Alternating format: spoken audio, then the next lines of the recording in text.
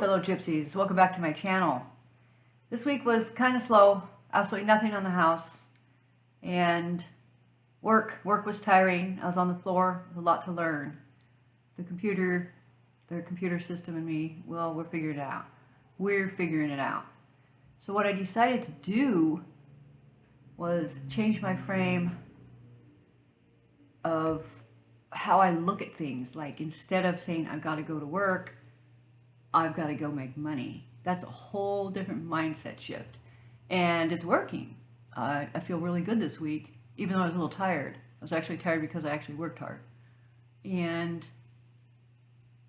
yeah, this has been quite a journey now. I'm 11 months into this, and I'm just trying everything I can think of to maintain this high vibration so I can move on to the next phase of my life, my journey into van life. I'm really ready for it. And I had good news, my girlfriend's back home. She made it all across the country, basically almost van life, you know, bringing a work truck home. She slept in it, just a lot of daring things by herself for the first time, so that was really cool. Her daughter's also just started van life. I'm so excited for her. To be young like that and doing it would be amazing. You know, you saw your whole life ahead of you. I just know this is what I need to do. But changing this frame of mind, I'm going to go make money. Make money for my bosses, then I make money. We all make more money. Because I'm on the floor now, so mostly I still have in the kitchen. I do both. It's kind of tough to shift your brain from this to that, but it's I'm getting it. Mostly it's the computer system that's messing with my head. But yeah, shifting it. I feel like I even brought more business in. Like, we had a busy weekday, which we normally don't have since it's now winter here. We're way busy in the summer, but come winter, obviously it slows down. But we had a good week all the way around, which is great because the freezer broke down. That was kind of thank God to the fishery across the way took our frozen food for us so he didn't lose everything. I know what an expense that is too, kind of sucks, but the bosses are really good people, and I'm just trying to do my best for them, and they know that my cabin's for sale, and when I have the money from it, I'm going to put in a 2-week notice and move on. So I told them, use me while you got me, because when it comes to hospitality, I've done it all, and I don't know, I think I'm good at it, but this week's telling me, yeah, you got a few things to remember and a few things to learn. But outside of that, just trying to be grateful. The woman who's loaned me her car had a stroke this last week, and apparently it's a pretty bad one, and I'm feeling real empathy for that, for her. She's older, so it wouldn't be a crazy notion that she might have had a stroke, but it saddens me because she's just beautiful woman, and her daughter, who's been in contact with me, is beautiful. She raised it's just amazing to me people like that exist, who are so kind and so giving and so pure of soul like that. That I had an altercation at work. I literally have never had anybody be so rude to me in my life. I came inches of just unloading 53 years of shit on this guy, and I managed to keep my mouth shut, and I walked into the bar because they had ordered drinks, and the gal was in there, and I unloaded on her instead, so she took the table. I didn't have to. What irked me was 4 hours later at home, I was still pissed about it. I let his ego attack my inner child, and I just worked and worked to let that go. And I kept thinking of a story I'd read or heard, I'm pretty sure I read it, about a couple of monks who were on a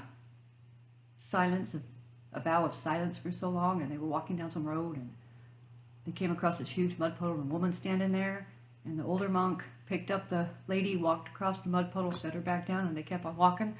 The younger monk was like, oh, why'd he do that? Why'd he do that? Couldn't wait to ask him. And after so long walking down this road, their vow of silence ended, and he goes, why did you pick up that woman? We're not supposed to do things like that. And the older monk looked at the younger monk and said, you're still carrying that woman? I set her down a long time ago. And that was so profound to me, and that kept going through my head with this guy, like, it's just where he's at on his evolution. He's all ego. It was like something from a movie, like a bad scripted movie. And I was just standing there going, I don't believe this is happening. Because most of the people were wonderful. Even when you mess up, they're wonderful. They understand.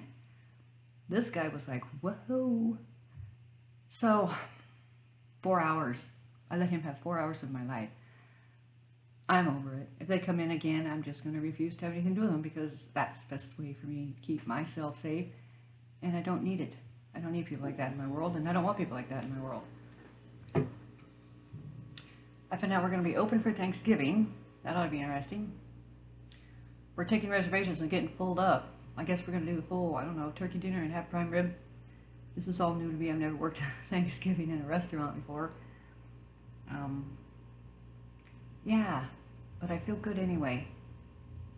I was irked at myself for not being able to let that go for so long. Like, why am I letting this guy bother me? This is so stupid. I don't think I'm above it. But then I was trying to figure out, what did he hit in me?